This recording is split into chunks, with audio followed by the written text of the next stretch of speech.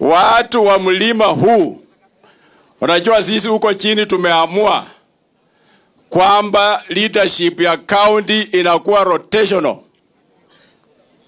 Ikitoka saa hii hapa chini Kimilili inaenda Kandui. Ikitoka Kandui inakuja hapa Mount Elgon, kwa vile hakuna Mount Elgon ila amesema.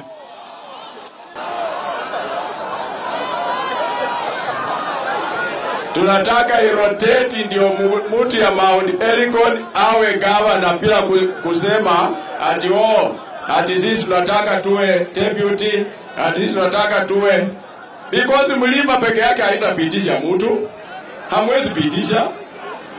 Mlima peke yake haiwezi pitisha governor. Tuko ka constituency sub county 9. Timu Wanyonya alinituma salamu, amenipea nilete hapa, na watu hapa mpokee hiyo salamu. Mpokee hiyo salamu ya governor mpya. Basi na muendelee nayo namna hiyo. Na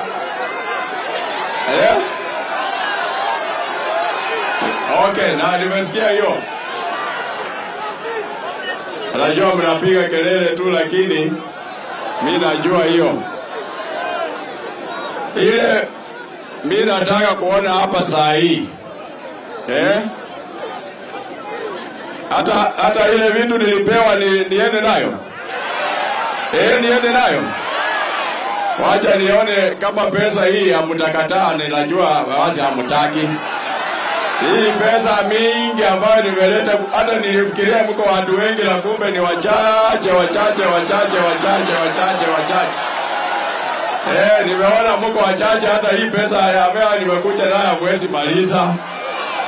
Sasa baada ya hapa nione kama mtapanga laini nifinye ama nisifinye.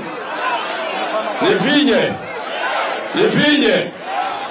Lakini mufikirie vizuri, muwe na mafikira sawa sawa kuhusu timu Wanyonyi. Hiyo ndio ambayo naweza kuachia nyinyi. Huyu Didmus ni muongo, anawadanganya hapa tu. Huyu ni muongo. Huyu ni kijana muongo.